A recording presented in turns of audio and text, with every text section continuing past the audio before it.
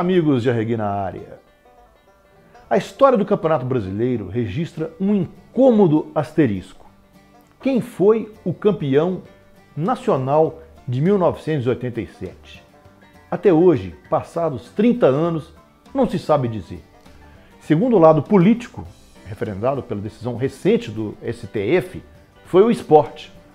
Segundo a lógica do campo, foi o Flamengo, porque venceu o torneio entre os grandes clubes.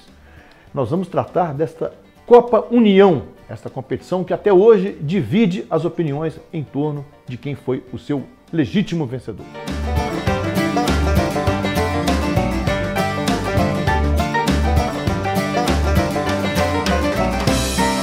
Começou quando a CBF se declarou sem condições de organizar o Campeonato Brasileiro de 1987. Comunicados dessa decisão estranha da CBF, os clubes comandados pelos presidentes do Flamengo, Márcio Braga, e do São Paulo, Carlos Miguel Aidar, se reuniram e fundaram o Clube dos 13.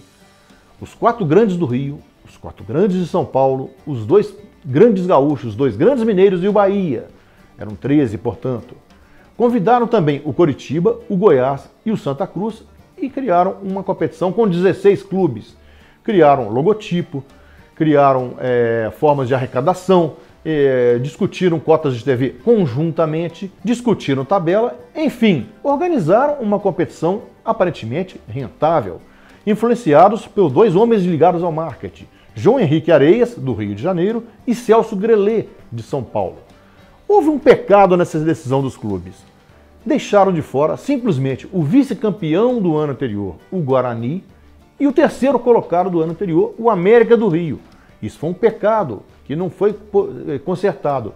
Muitos outros clubes gritaram, protestaram, espernearam, e a CBF foi obrigado a agrupar outros clubes em outros módulos dessa competição, digamos assim.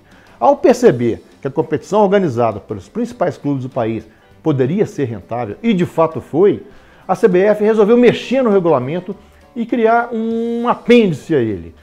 Criou um módulo amarelo, com outros clubes aí, e definiu que os 2 primeiros colocados do módulo verde, como ela apelidou a Copa União, criada por esses 3 grandes clubes, definiu que os 2 primeiros desse módulo enfrentariam num quadrangular os 2 primeiros de um módulo amarelo, decidindo então o título nacional.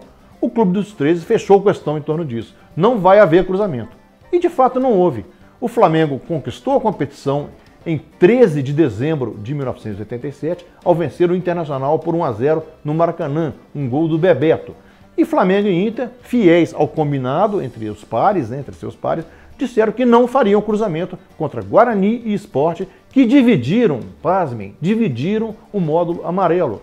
Eles empataram as finais, cada um venceu um jogo e foram para os pênaltis. Quando estava 11-11, lá na Ilha do Retiro, decidiram interromper essa cobrança de pênaltis e dividir um título irmanamente. A CBF programou então para já virada do ano seguinte um quadrangular entre os 4 primeiros, Flamengo, Internacional, Sport e Guarani. Flamengo e Internacional, atendendo ao que foi combinado com o Clube dos 13, não compareceram. E o Flamengo vai cumprir a sua programação e não tem nada a temer.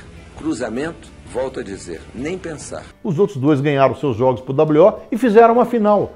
Houve 0-0 no primeiro jogo e o Sport ganhou por 1-0 o segundo com gol de Marco Antônio e se declarou campeão brasileiro.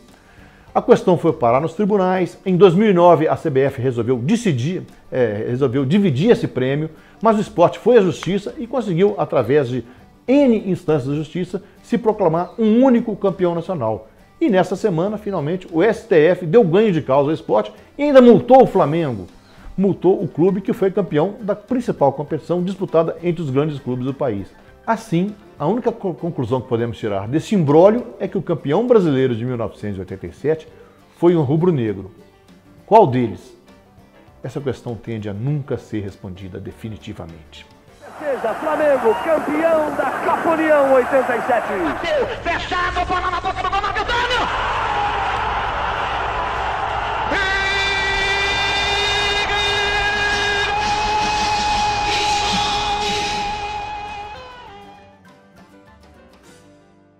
Passou pela marcação de um controle, vai ainda com o Humberto Ramos, vai ali de fundo, sensacional, Humberto Ramos cruzou para a meta, é pela Marinho, cabeça na bola, gol!